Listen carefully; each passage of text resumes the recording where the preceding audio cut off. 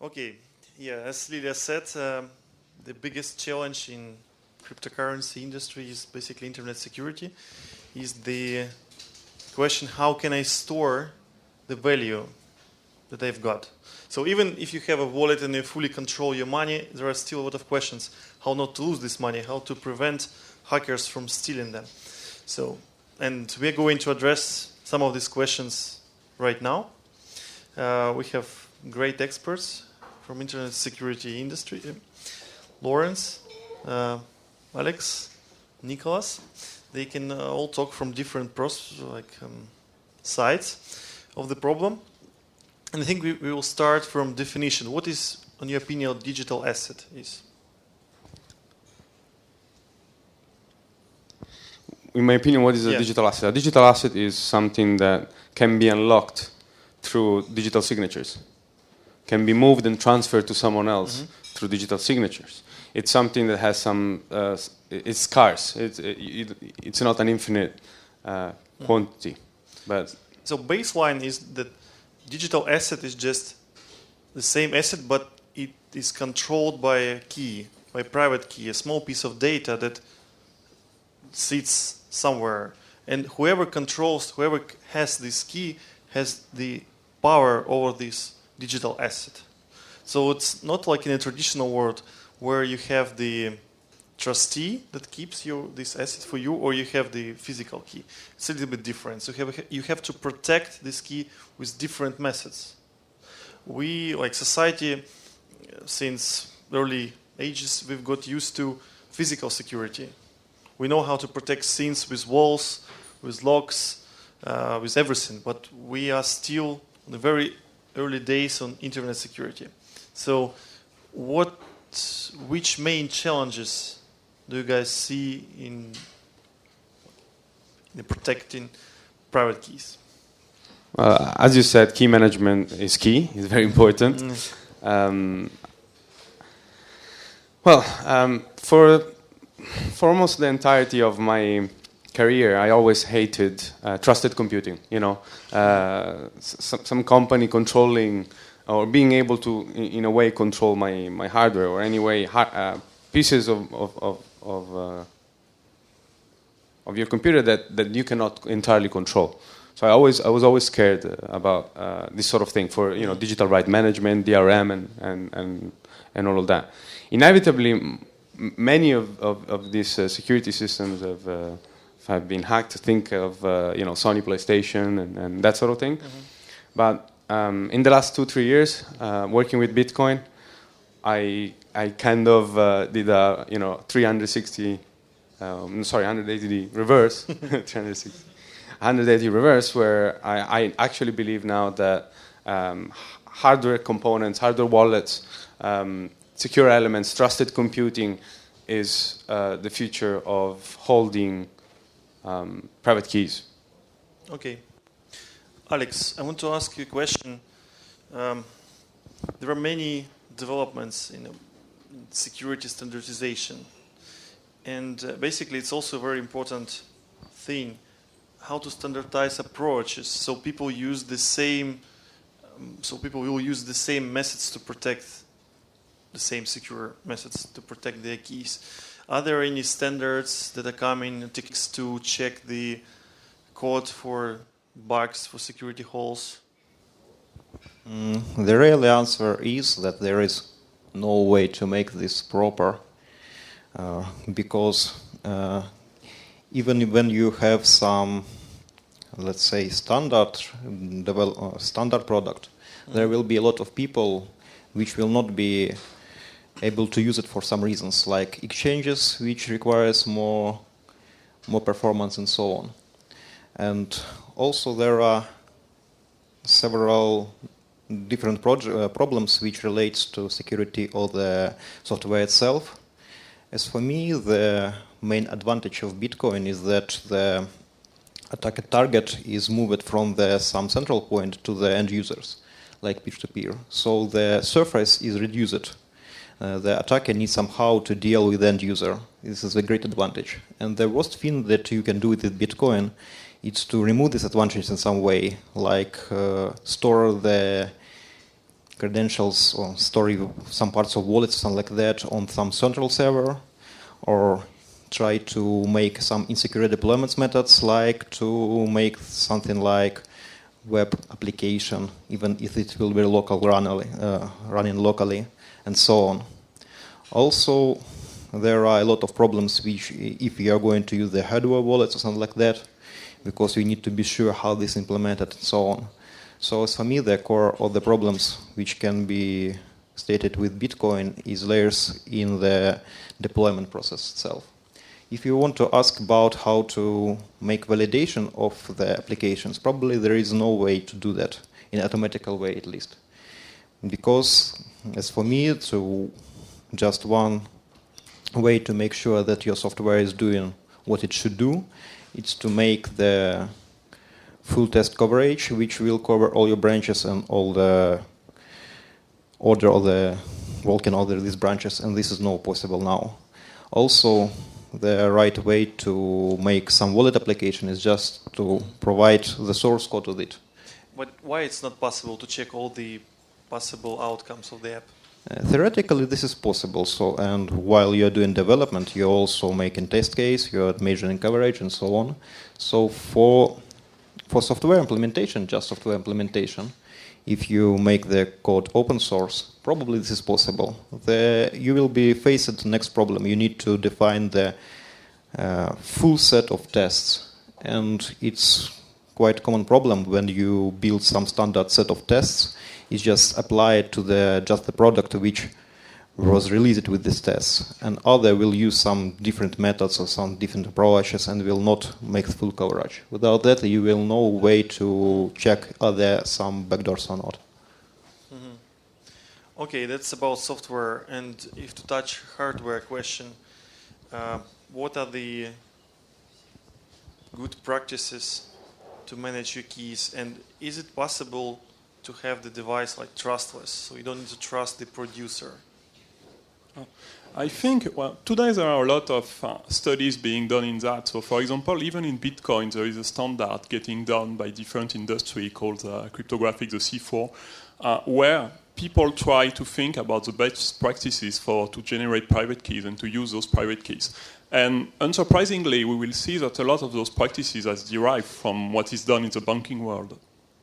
For example, using an HSM, which is kind of a dedicated computer working in a PCI card or in an external environment that can generate keys, and on which, after that, we can add dedicated code to verify that the device is doing what it's supposed to do. So, to do that, we can make those devices deterministic, even if we cannot audit them.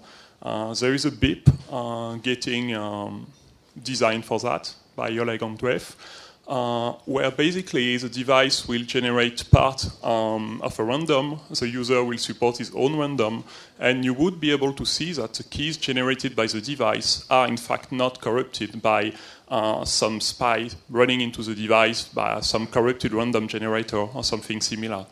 So today we can leverage with Bitcoin on existing hardware, even I would say closed hardware, to check what they are doing and to enhance them, to make them more open and more trustless.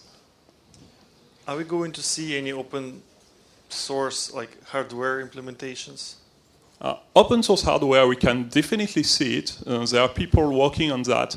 For example, on TrustZone with a USB Armory project, because this CPU is one of the only device supporting TrustZone with a fully specified trusted boot, so a device on which you can verify everything. If you want to design the CPU yourself, so if you want to really get into the design of everything, it's going to be a bit more complicated because having proper security measures, so both physical and on the software side, is quite complicated. I think it's doable, but it would take a couple of years probably for the community to do that and to audit. More importantly, hardware is way more difficult to audit by the community than software. We have seen that with the Mycelium Entropy project, for example, where the device has been designed, has been reviewed by the community, but there has been very few reviews actually sent back. So in the end, the designer, you put a lot of trust in the designer just because they are not a lot of skills available in the community to review that. So it's changing. I mean, more and more people are trying to hack hardware and to get into hardware design, but it's a slow process.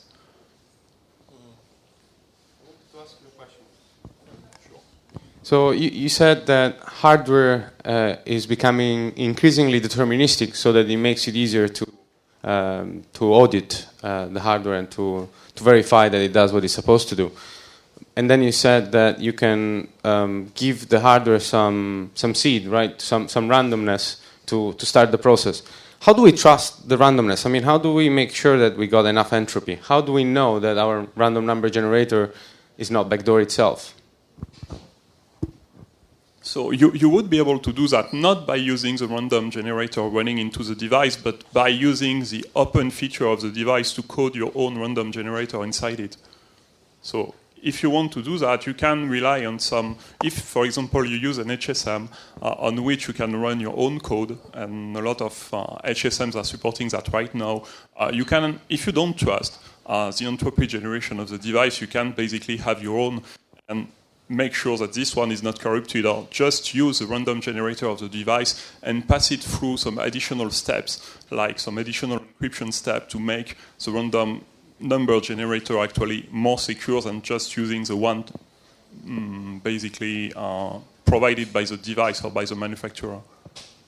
But if I do this on the device, how can I be sure that at some point your device will not use its included malformed random generator? Let's say 100 times it will use my external one, and one time it will make a malicious actions. There is no way. Yeah, I would say if you have your own code running into the device, at some point you can have mechanism to verify that this code is running.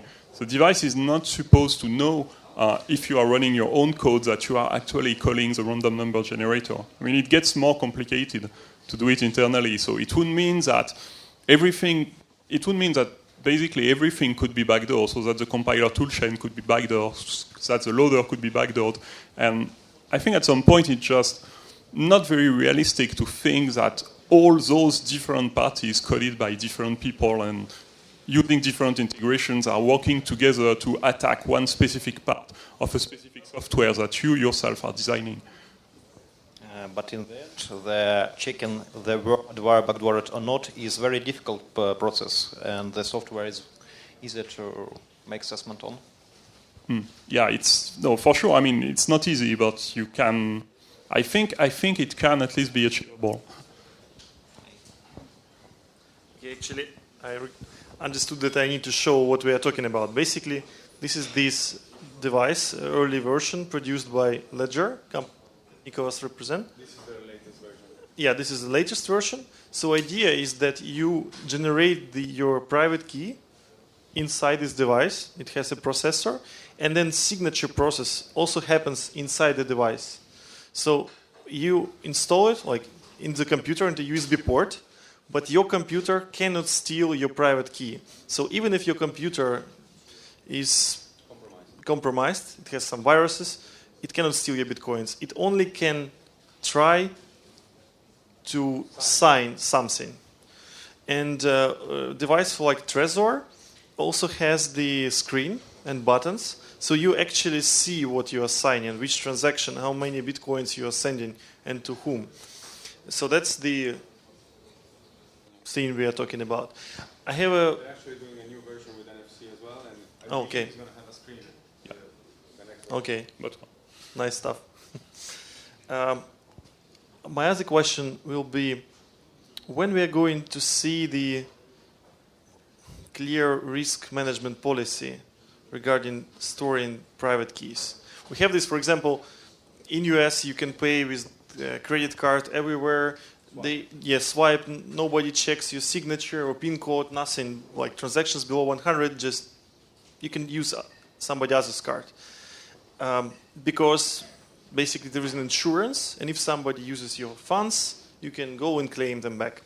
And there is a clear price for this insurance. So you pay, for example, 4% extra, like in total. There's a total cost of this insurance. But nobody insures bitcoins so far, or some digital assets. Are we going to see this soon?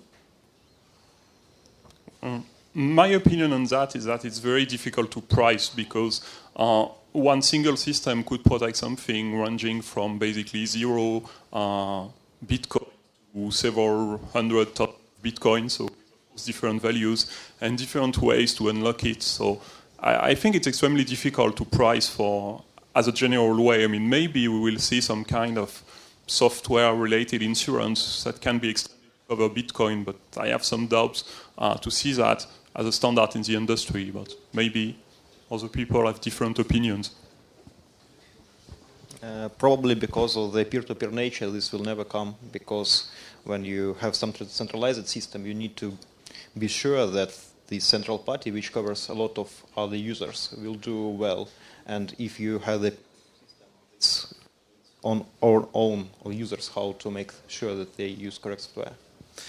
Okay, what my question would be about centralized system. For example, you have a Bitcoin bank, and Bitcoin bank or an exchange. Yeah, or an exchange that stores Bitcoins on hardware devices or uses special software to do that. Can this bank ensure its holdings in Bitcoins? And it doesn't applicable only to Bitcoins, just any kind of asset that is managed by private key. So I think it's possible. It's going to be really, really, really expensive, like almost as much as you're trying to insure. And the most of the issue is that, or the feature really, is that Bitcoin cannot be reversed. Bitcoin transaction can't be reversed, while a centralized entity, a bank, fiat money, usually can be reversed. Okay, it means that we don't have a clear risks mitigation strategy. Not even mitigation, but security model. Well, if I had to insure a Bitcoin, I would buy another Bitcoin on the side just in case. So it will cost as much as the first Bitcoin. Maybe a bit less, but I don't think there's huge margins. Okay, I think the last question will be: what kind of threats in in a crypto analysis you see in the future that can affect Bitcoin or other cryptocurrencies like quantum computers or modern ways of cryptanalysis or something else? Well, quantum computers will be a problem if, for people that reuse addresses. Because in theory, as soon as you make a transaction, well, not in theory, in practice, when you spend some Bitcoins, you're making your public key available. And in theory, with quantum computers, we can factor the private key from the public key. Now, if you never reuse transactions, basically only miners can try to factor your private key, and only before the transaction gets confirmed, which I believe it wouldn't be necessarily enough time to factor a public key. So by the time it's confirmed, they can get the private key, but it's too late because it doesn't protect anything anymore. Backdoors. I mean, that's to me is the biggest threat. Backdoors. Okay. The threats are common across almost all systems which hold some secret value. So it's distribution, malicious developer, backdoors, malware, and so on. So there is really nothing big difference. Yeah, okay. Yeah, so I would say that the biggest threats, in my opinion, are basically lack of testing and lack of formal validation. I think that the industry as a whole needs to move more into those kind of practices that have been working very well for other industries dealing with sensitive data. So, and before we have that, it would be very difficult to know when it's over before we see the next crash, the next bug, the next exploit, the next problem, basically. Yeah. I want to comment on that Bitcoin is created in a way, constructed, that even if digital signature is broken or elliptic curve is broken, then Bitcoins are still safe, because to sign the double spend transaction, you have to extract private key from public key. But public key is not known. Only hash of the public key is known when you see some Bitcoins somewhere. So, in the good practice, and it's used everywhere, that you never leave Bitcoins, you never return change to the initial address. In this case, your Bitcoins will be safe even if digital signature algorithm is broken. I think it's time to take some questions. Yeah? Yes, wonderful. We have 2 questions, and then, okay, I see 3 heads, so it will be 3. You mentioned the Bitcoin Bank. Usual Bank is a strictly regulated entity. Can you describe how Bitcoin Bank could be regulated, or can you describe just such thing? Regulated. Just Bitcoin Bank. What is it? This is the Internet Security Panel. You are aware of this, right?